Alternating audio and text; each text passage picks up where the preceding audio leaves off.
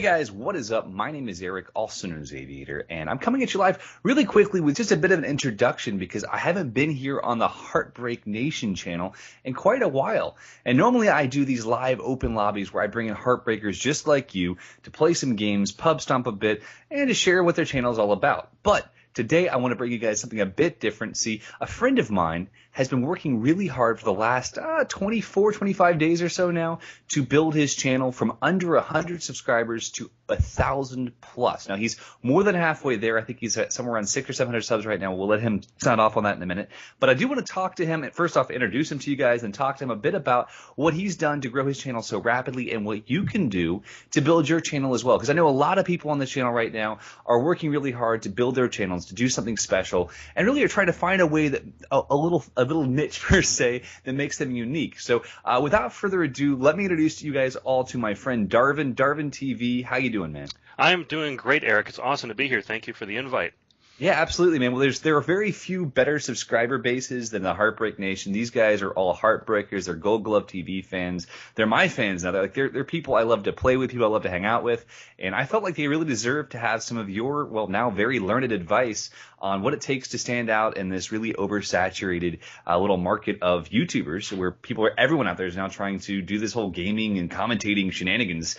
And you've grown. I mean, we met 2 months ago now, a month and a half ago, and you had 51 subscribers. I think I tweeted it for you when you went to 70. And then you're now – how many subs do you have now? Almost 950. What? Yeah. Dude, okay, so yesterday I looked, you had 700. Okay. So you can't talk about, like, specifically little things that you did, like different channels you got on, because obviously you're on HeartBreaker Nation right now. You're on a lot of different channels that have helped support you. But what I do want to talk about is how you got on those channels. Like, not everyone can get on COD right away. Not everyone can get on HeartBreaker Nation right away. But I want to find out, what you feel you bring to the table that makes you different, that makes you valuable, and that other people can try to find it themselves. So give me some tips, man. Yeah, well, I think the number one thing that I realized, and we kind of spoke about this, is, I started out, it was like 9 months and I had 50 subscribers. That's pretty much a failure by anybody's standards, but my standards were just to make videos and have a good time, and if anybody watches them, that's a bonus to me. But then I kind of said, I'm going to take this serious. I want to make this really happen, and I thought just by making good content and just providing stuff that it would just kind of naturally grow. And as you said, it's just too saturated for that to happen. There's just way too much content out there. So what you really need to do is get involved and start contacting people. And Twitter and Facebook are great ways for you to do that, because everybody gets spammed with YouTube messages and comments can get lost. But using those social networks to work that avenue is really a good option to go with.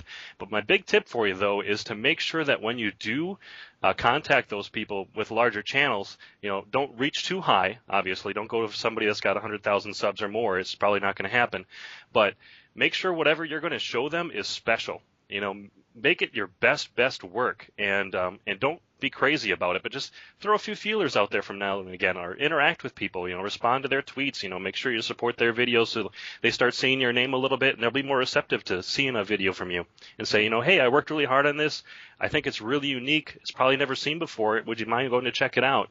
And if you do that in a nice, respectful manner, odds are you'll probably get some receptiveness from that. And if they don't automatically retweet your submission or, promote it heavily, at least they are aware of you, and you can kind of build this relationship slowly. I think that's really the key. Yeah, man. Well, I think you've done three things really well. And one was, I knew your name before I met you. I met you in face-to-face in person at the paintball event, but I knew your name. And I knew your name because you commented on every single one of my videos. You informed me you were going to the paintball event. You tweeted me you were going to the paintball event. In fact, I believe you even contacted me on Facebook through my Facebook fan page to let me know you're going to the event. I had this relationship with you. I knew you would be there. And you described to me what you would look like when you got there. There was always this, hey, I'm Darvin. I'm going to be there. It's going to be cool. You sent a twit pic of the shirt you're going to be wearing, your jersey you're going to be wearing. It was brilliant. Like you branded yourself in my mind as a fan first by commenting on all my videos, and then you worked really hard to make sure that I would recognize who you were and what you were about. And then I've actually seen this happen with a couple other people you've done this with. You've shown your value. Like you're kind of special. You're a special commentator per se, because you used to be a radio announcer. So every time that you put together a video, you don't just put together a video that talks about your day or whatever else. You tell a good story or a good experience or a good set of tips. And you do it in a way that most people can't because you have a huge soundboard full of different sound effects. I remember you talking about beer and how you like to drink quite a bit when you're in radio broadcast school, and you break open your little beer. It was great, like I can picture it in my head, and it made me think that I was, listening to something with super high production value, and obviously it was, and that's one of the reasons why I'm doing this with you right now, is you found something that you do that's yours and that you can be unique with, and everyone out there has that, and some people haven't found it quite yet. Some people are young commentators, and they haven't had all that many life experiences yet. Like for me, I'm an adventurer. That's what I do, and I get to share my adventures with the world. Plus, I like to care about people, which we'll talk more about that in a second, but every one of us finds a niche, and sometimes it takes time to find that niche, but those niches are very valuable.